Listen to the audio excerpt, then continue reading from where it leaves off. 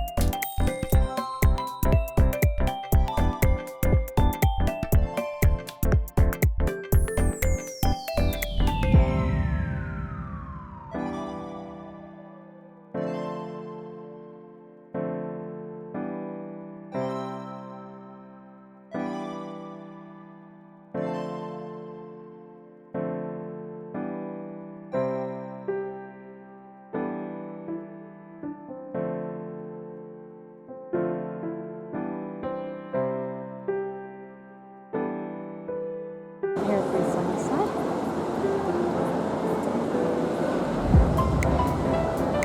Love all the giant Dave stuff. And hashtag reads are basically sold out. We're putting it in hardback.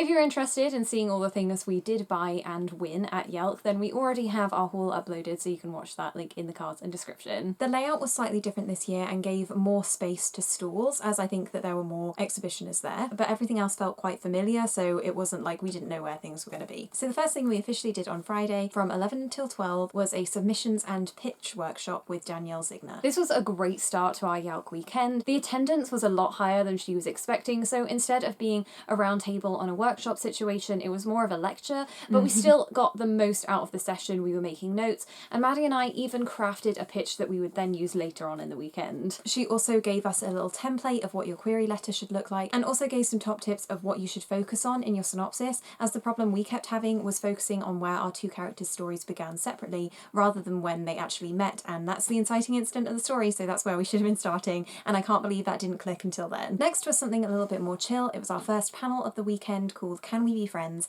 It had Alice Oseman, Gail Foreman, Lauren Price, and was chaired by David Owen. The topic of conversation was about friendships, friendship betrayals, how it's different to romance in YA, and everyone had really insightful things to say. We absolutely loved Lauren Price, and it was like she was really giving advice to the audience and letting you in on her process and how she thought about her characters. Another great perspective of this panel was that both Lauren and Alice were quite young writers, and Gail Foreman has written loads of books, so they each had very unique perspectives on friendship as like uni-based but also like lifetime based. Yeah. So everything Gail Foreman said was really interesting because she was like the test of time for what Lauren and Alice were saying. Exactly. She was almost giving life advice rather than like writing or reading advice. And the most relatable thing she said was friendship breakups being just as heartbreaking as romantic breakups. It's like all things on the page, like how do you establish, whether you're telling a story over 100 years or one day, you're still doing it within the sort of condensed time frame of a novel, so it really is about picking these moments that feel true and authentic.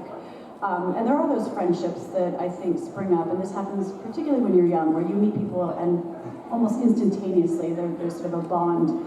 and connection there. And so with this book, it was about making that, sort of pacing that, so these people who were initially kind of wary of one another and walled off slowly start to warm to each other. And then also it was fun contrasting that with the relationships that they already have in their life that you see in the flashback sections, whereas these longer established relationships that are much more complicated because friendships and family over period of time, they are complicated like that. One of the things I did when I introduced the friendships both of Angel and of Jimmy was to immediately get in some like personal jokes. It's so interesting that you mentioned that they've been friends for a long time because they're actually meeting for the first time, and I think that sort of speaks to how friendships have changed and how we establish and define friendships. You have these really close friends who you never met in real life. Writing established friendships is very similar to living established friendships. If you have a long-term friend, you know obviously there are the inside jokes, there are the special memories, there are the funny times, but there are also the ups and the downs. There are flaws, there are things you know about your friend that other people don't know. The way that you see them is not always necessarily positive, and I try and kind of emanate that kind of detail when I write. I want them to have fights, I want them to show their relationship isn't perfect, because it's very easy to romanticize long-term friendship when in reality, obviously, it's not always perfect. Because I like to put all the stupid things that my friends have believed in their lifetime, I like to put it in the books to have a little dig at them. Like with so many things, you think, oh, this happens when you're young. You make your close friends when you're young. And aside from like my one friend, Deanna, I don't really have many other friends that I had when I was younger. And my deepest, closest friendships have all happened, I would say, within the last 10 years. And those friendships are so hugely important to me. The relationship I have with my friends, which I think is another misnomer, is like, oh, when you're older and you're married and you have kids and a family, like friends become sort of ancillary and unimportant. And in fact, that's not true at all. My good close girlfriends are hugely important to me because they're kind of the safe space, or the people who I can just be my ugly self with and know that it's okay. The friendships that Riley has in my book are very intense, and she gains a lot through them. She also, however, has misunderstandings with them because she is learning new people, she's learning new personalities, new boundaries, new beliefs. So there are misunderstandings, but that she also gains a lot of confidence by the fact that she's made these friends in such a short period of time because it has been so intense. And I think in order to write that, you have to kind of draw upon the experiences you've had where you've made friends in like short periods of time, and then even in general, when you gain a new best friend, it's like you want to spend all of your time with them. And I think I personally prefer to write friendships just because that was what was more important to me as a teenager. And I feel like there's still so many different stories to tell about platonic relationships, but I completely agree that they can have the exact same build-up, and you can root for two characters in the same way you would for a romance. So the very first author we met at the weekend was Beth Jarrett, and I knew she was absolutely amazing because we met her at Cringe Fest last year, and I'd recently binged the series before YALC and just wanted to gush to her how much I enjoyed her characters in the series. Her energy is so warming, she was super friendly and really attentive to everything that we were saying. We got to have a real conversation because we managed to catch her right at the end of the signing, so there was no one behind us, so we got to talk about graduation, our book, the series, what she's writing next, kind of how difficult she found it to write her first book anyway, and all of that was just so lovely. It put me in such a great mood. She was the first author we met over the weekend and our absolute favourite. This year we didn't actually film any of our interactions with authors because we kind of wanted to keep it just to us and make sure that they were more authentic, which definitely happened. I think some of the authors last year felt a little bit like deer in the headlights when we turned the camera on, so we got to have proper moments with them this year, which was really amazing. So we got Truly Madly Awkward and Access All Awkward signed. The sentiment she wrote was, "So happy you liked these and can't wait to read yours, sounds amazing, lots of love from Beth." Then Maddie and Karis sat down to have some lunch, and I went to go and see David Owen to get The Fallen Children signed. He did some doodles, and as he signed it we were talking about Niles and Daphne from Frasier. Then we jumped in the queue for Gail Foreman, and this interaction was really short because her queue was super long as she was an American author. But Maddie told her that we were reading her books anachronistically, and she started with I Have Lost My Way. She was really surprised that you hadn't read If I Stay, because she said that normally that's what everyone wants to talk to her about, and she was really happy that we liked her most recent. She signed both of them, and in this one she wrote Find Your Way, and in this one she put We Are Here. Because we'd bought Catherine Webber's pre-release earlier on in the day, we jumped into her signing queue and got her to sign Only Love Can Break Your Heart. And because her queue was quite long, we ended up doing a try chapter whilst we waited. After that, we decided to sit down and take a little bit of a break because we'd been standing up for way too long, and as I was walking down to find Maddie and Karis, I saw that Estelle Mascom was on the Black and White Publishing stand. We had no idea that she was going to be there, so we didn't have any of her books with us, but I thought we can't miss this opportunity. Luckily, we repeated a trick from last year and created our own book plates that we could stick into our books when we got back. So she just made them out to us and then signed her name. This was a really special interaction, especially because it was unexpected, and Estelle is one of our big inspirations for writing. We've watched her writing videos countless times, especially the ones where she goes on her US trip, and it was just really nice to tell her that in person. We got a photo with her, so we'll put that here. Next, we decided to go to another panel, and this one was all about the 5-year anniversary of YALC. I'm Catherine Woodbine. I'm the author of the Sinclair's Mysteries and also part of the original founding team behind YALC. So I'm really pleased to be joined here by 3 fantastic authors. So first of all, on the end we have Sarah Barnard. I'm also joined by Non Pratt in the middle. And finally, we are very pleased to have Sally Green with us. So I missed the very first YALC because I was on holiday. I was so desperate to go, I missed it.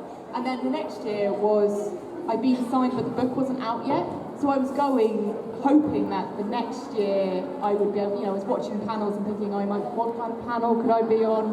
So it was like, it is the highlight of the year for me as an author and when I was a reader as well. So knowing or hoping that I would be able to be a part of it and then being able to be a part of it every year since then has just been, it's a highlight of itself really. Thinking stuff that we've worked on, I know that you're probably expecting us to be able to sort of go, well, I really liked this project that these people can see in the form of a book. There's loads, I'm sort of proud of everything and also not proud of anything because I have issues. That's coming together. Collaborative writing with 7 people. It was. But I feel like people say, well, what were the difficult moments? And we're like, actually, no, we all just got together and ate cake and talked about what we could do with the book. We went away and did the writing bits ourselves. I don't think we got much work done in our meetings. I definitely feel like we might have been slightly awkward to work with because we would be like, you're here! And then we just spend about 20 minutes of the meeting gossiping. To be able to work with people whose work you really admire is an amazing privilege. And I just think it's great that I get to be in a book with your name on. Because we all really like and respect each other, so it was just really nice. And honestly, when the chapters would come in, they'd come in and they'd go to all of us on an email chain, and then you'd just get a flurry of replies. This is so great! Oh my god, I love this character, what they're doing. It was just it was amazing. Just wonderful, supportive. It was like having a good angel on your shoulder, but having 6 of them. This was a really wonderful panel because it was mostly about the authors' careers. In regards to Non Pratt, this was super interesting because she's very honest with her journey in publishing, and she was talking about how she fell out of love with it, or she wasn't as in love as she was in the beginning, and now she's really dedicated to just doing projects that she's excited about. And Sally Green was talking about how Half Bad was the first book she'd ever written, which is insane, and she didn't realise that it would be as big as it is now. Sally was also talking about coming into writing later in life, which was inspiring for loads of people in the audience because of course it isn't just teens that attend YALC. And she had one of the most iconic lines of the whole convention when she said that she was just focused on living. And then Sarah revealed that she was a pantser, which is so surprising considering how absolutely perfect her books come out. And also quite a lot of authors were admitting to not plotting. That was probably the most surprising thing of the weekend, that nearly all of them said that they didn't like to plot very intensely. And Sarah was also talking about after her very first YALC, just as a reader, she decided to write her first book, and now look where she is. That made us want to pick up our pens immediately. Finally, at the end of the day, we caught Chloe Seeger before she left her signing booth. She's the author of Editing Emma, which is one of my favourite books of the year, so I was really happy we caught her. I'd also read an arc of the sequel on my way to YALC, so I got to tell her how much I enjoyed that too. So that was the end of YALC Day 1, and in that evening we went to Nando's with our friend Ellie and Karis, and we got chatting about adulthood and Spy Kids somehow, and it was just really lovely to continue the vibes of YALC outside. On to Saturday. On Saturday, the doors open at 9, and we were worried that there was going to be a huge queue for the first workshop that we wanted to go to, which was the Writing Collaboratively Flawed workshop, where all 7 of the authors would be in attendance. Unlike the day before, they didn't actually have sign-up sheets, and we waited to see if one would appear, but it didn't. So we were standing outside that workshop for a full 45 minutes. But we were joined in the queue by the lovely Rosie, who we knew from Twitter, and this was our first time meeting in real life, so that just made the wait so much nicer. Then the workshop happened, and in the area they had 7 tables set up so that each author could round robin around them. We sat with Karis and Rosie originally, but then the 7th table wasn't filled, so I volunteered us to go over there, just the 2 of us, and then the authors would come round to us, and it was so amazing to have that kind of one-on-one session with those authors and getting a chance to ask them questions about whatever we wanted, even though the authors were each given like a prompt about dialogue and plotting and like character development and things. And honestly, the experience was priceless. It was amazing, the advice that we received. It was probably the highlight of the whole weekend. I don't think you could ever replicate the experience. Essentially, it just solidified my love of the authors I was really familiar with and made me want to pick up every book from the others I wasn't as. So after that brilliant workshop, all of the authors were signing, and so we just jumped in 7 different queues. But it was well worth it in the end, because now we have an incredible artifact. We also got them all to sign this flawed poster so that we can actually see their signatures rather than them being stuck in a book. Non-Pratt was the first person that we queued for, and so we got Second Best Friend signed, which was one that we read really recently before YALC and absolutely loved. I think her Barrington Stoke titles are some of the best things she's written. So that's what the inside of that one looks like. But mostly we spent the interaction that we had with her talking about Giant Days, as she's recently written a novelisation of the graphic novel series, and that is one of our favourites. Next we went over to Karis Stainton, and she signed One Italian Summer and Counting Stars, and she said that we were the only people to approach her with this book. She also told us that her most recent book, My Heart Goes Bang, is a sort of companion novel to this one, and I already have it on my Kindle and that got us very excited to read it. Next we saw Karen Gregory, author of Skylarks, and we spent most of our time talking about how this is set in the southwest, and that's where we're from, and she lives quite close as well, so we got to talk about how we wanted more kind of southwest repping books. Next we slipped into the Tom and Giovanna Fletcher panel, and they were talking about Eve of Man, and that was really interesting for them to talk about their collaborative writing process, but it wasn't really any different from their YouTube videos, so you're not missing out if you didn't see that one. Next was the panel called Loud and Proud, which was all about LGBT characters in YA, and this was chaired by Simon James Green. It also had Karis Stainton and Josh Martin on it. I was trying to think of the earliest books, the YA books that I read with LGBT characters growing up, but I genuinely don't think there were any. Oh, okay. If there were any, I didn't read any. Yeah, I read a lot of like fantasy when I was younger, so my first encounter with a LGBT character, I think, was Tamara Pierce. It hadn't occurred to me that you could make a character gay before that, and then I was kind of like, oh, okay, well, let's do this.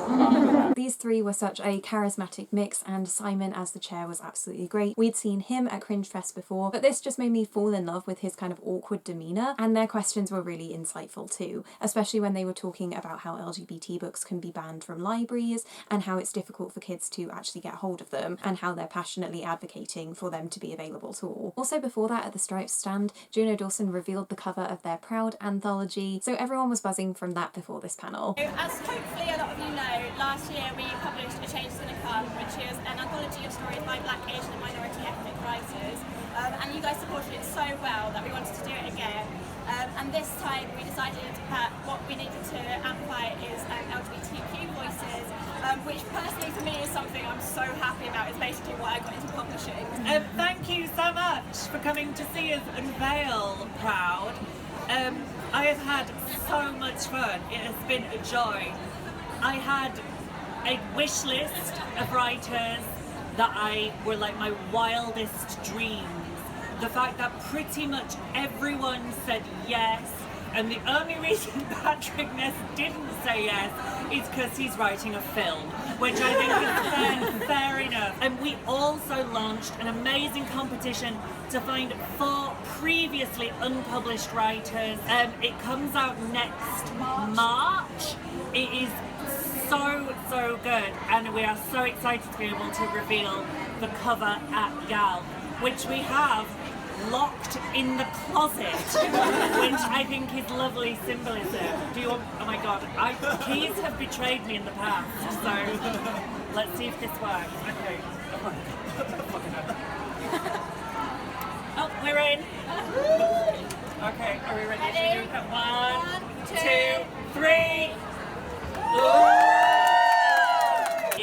want to give young, queer, LGBTQA plus people a chance to have something that they can be proud of and something that is unapologetic and that is in your face, because you know we have nothing to hide, nothing to be ashamed of, and I hope this is a book that young people are proud to read, proudly, with pride and pride. I'm sure there will be proofs and samplers in the very near future, but in the meantime, please tweet about it, share it on your social medias, and yeah, shout about it from the rooftops, because these are minority voices which very much need all the amplification they can get.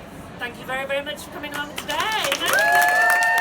And the day ended with the big YALC quiz, and this is where I think 10 UK YA authors, in basically a pub quiz, the best rounds were definitely Pictionary and charades. We filmed practically the whole thing, so we'll probably have that as a separate video, and we'll leave it unlisted, so if you want to check that out, then go to the link in the description. It's really, really funny, especially as throughout the weekend, our celebrity sighting from last year was Benedict Cumberbatch, and this time it was Jason Momoa from Game of Thrones, and he kept just weaving to and from the panel rooms and being in everyone's line of sight. One team called themselves Jason Momoa, and they kept calling on him, like shouting to him even though he wasn't there. But at the very end, he turned up, and originally they were the losing team, but because of his appearance, they got 10 extra points and won the whole thing. Now on to the very last day of YALC, Sunday, which started off with a bang in the thriller panel. This had 5 authors. We have S.J. Watson for Lida Shrimpton, Nikki Cloak as moderator, there was also Elizabeth Clayforth and Tracy Danton. Strangers, it's a YA thriller that follows Charlie's Halloween.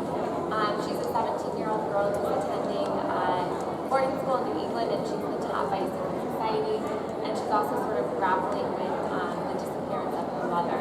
So I wrote Sunflowers in February. It's about a 15-year-old girl called Lily, who we find out at the beginning of the book has died, and she's trapped in the bubble between life and death, and the book is about the choices that she makes after finding out that she's died. I wrote The Truth About Lies, and it's a thriller about the nature of memory, about a girl called Jess who remembers everything. I wrote It Ends With Her.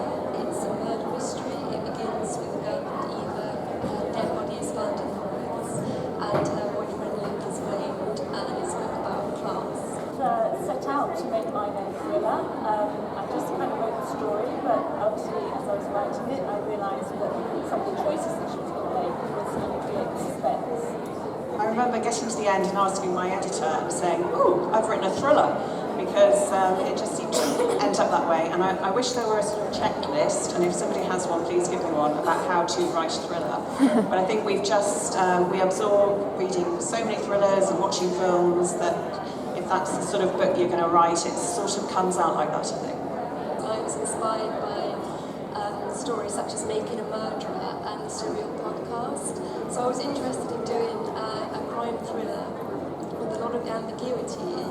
I think we're sort of trained to read crime thrillers where the detective always has a strong sense of integrity and we trust that they're always going to find the murderer and make the right decisions.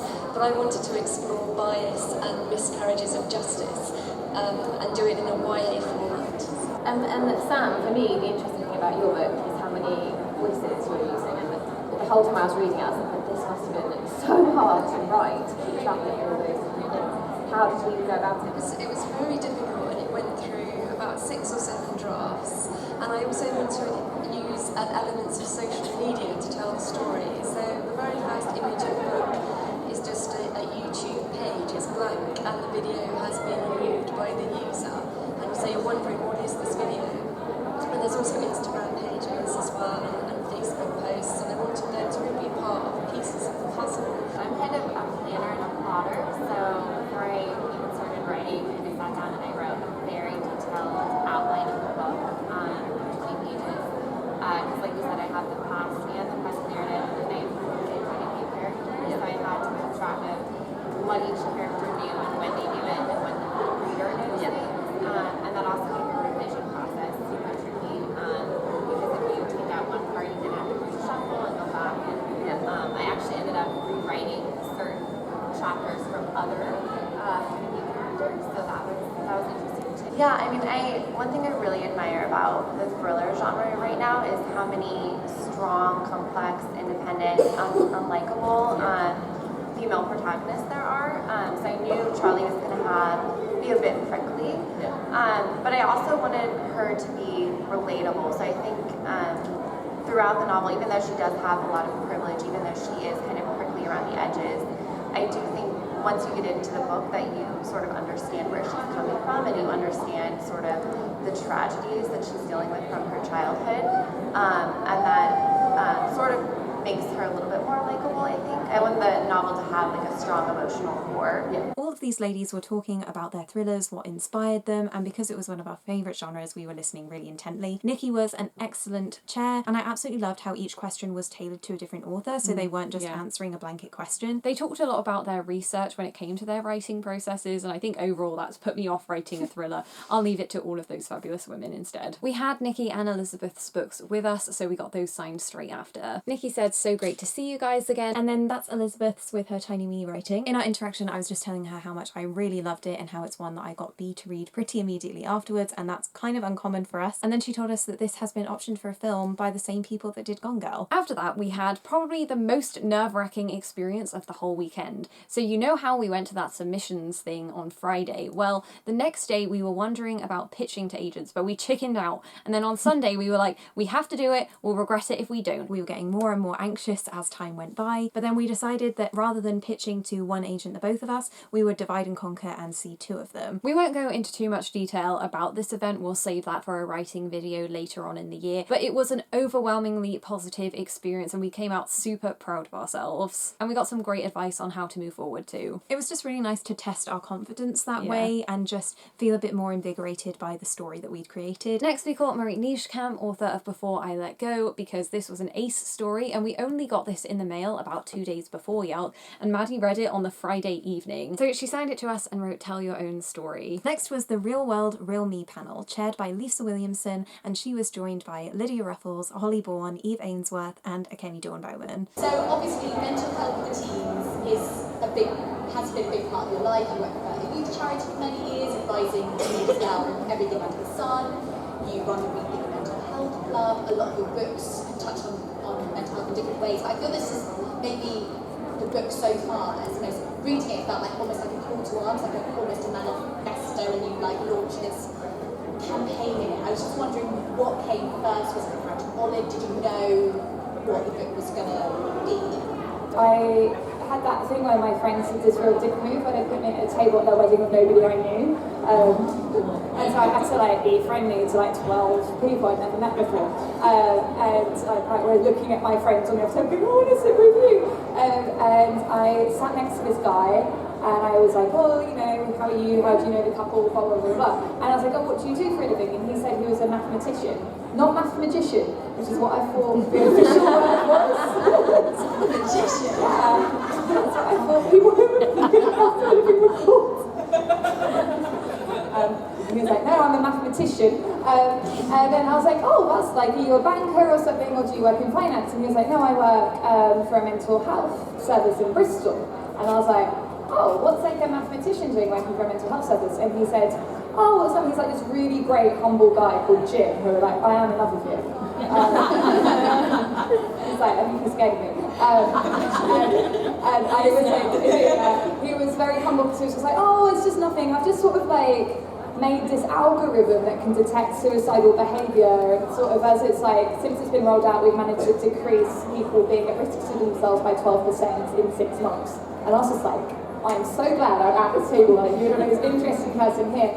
And I, you know, spent ages talking to him about it, and that's when I like had this idea that there might be a math to mental health, maybe a math to sanity and insanity.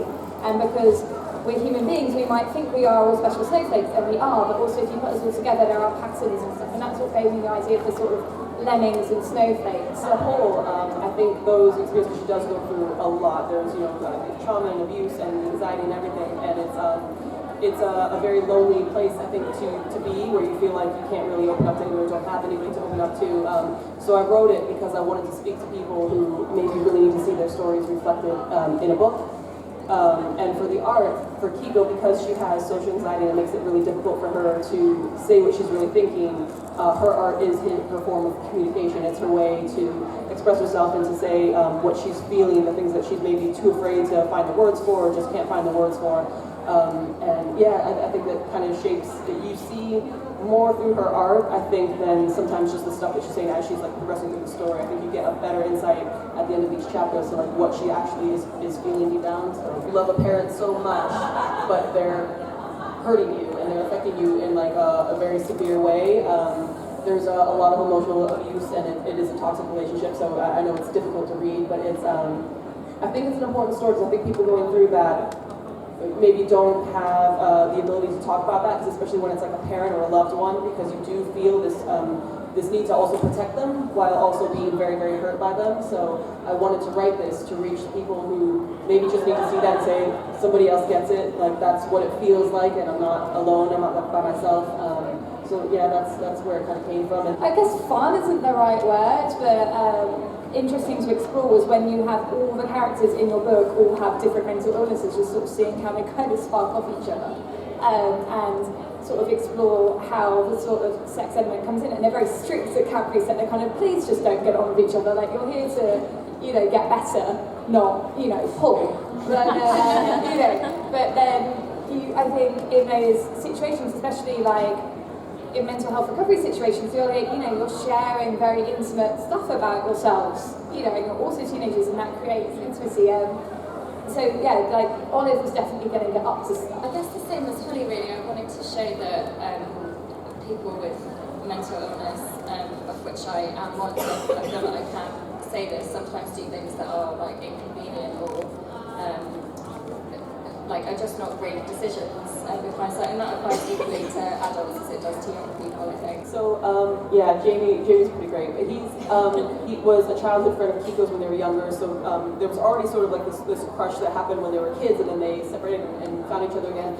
And honestly, I just wanted Kiko to have a bit of happiness, but also because there's a lot of the themes of her being biracial and the microaggressions that she faces growing up in like a very white community, and she even gets it from her mother too, of feeling like being Asian just isn't enough, that she's never pretty enough, that she's never good enough, and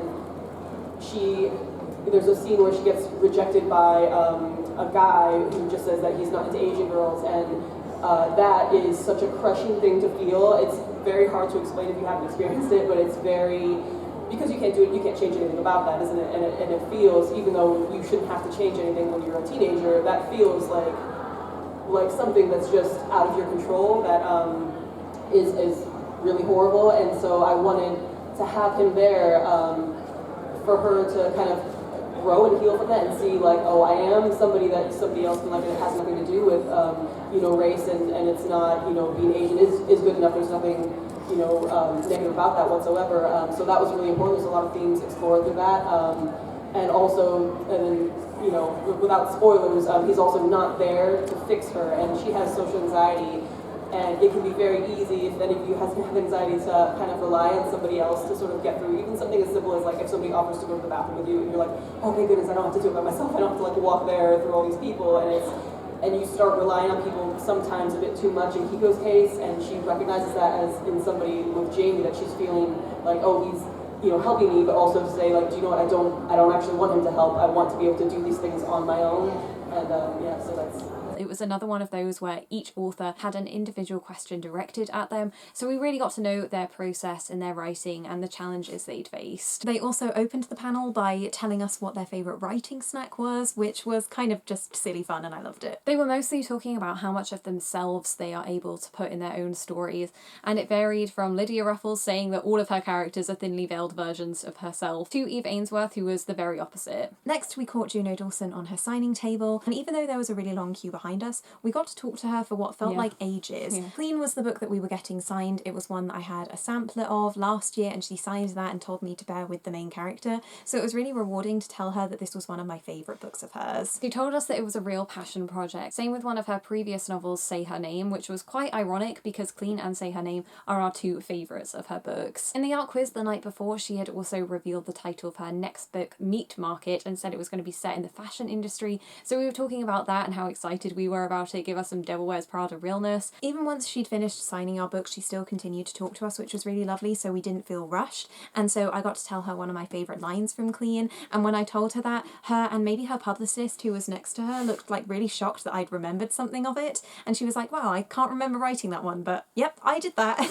So that was really special too. That might be a bit hard to pick up because it's in sparkly gel pen, but that's her signature. Then I got in the signing for Kemi Dawn Bowman to sign Starfish. This was one of my favourite reads of the year, and I'm so glad I got to tell her. They also had samplers for her next book, Summer Bird Blue, and I'm so gutted I didn't know it was about a character coming out as Aro Ace, otherwise I would have like wept in front of her about the representation for that. So hopefully I get to see her again once I've actually read her second book, because I think that's going to be a really special one for me. She's written that Stars are for the Dreamers, and there's her signature down there. At the very end of the day, Maddie was sat in a panel and I went to go and see Sarah Holland, author of Everless. The queue was absolutely huge and I didn't really get that much time with her, but I did say that it was one of my most recent reads and I absolutely loved it. She wrote To Maddie and Me, Keep On Being Awesome. So then before our final panel of the day, we got to catch up with Mel Darbin, author of Rosie Loves Jack, and we'd won this in a Twitter contest the day before, but because we were in a panel when they were being released, we didn't actually get to meet her, but she still signed it, and it was probably one of the loveliest inscriptions ever. She's written, "Never give up trying to be on the other side of the table, dreams really do come true," because in the contest we had to say what was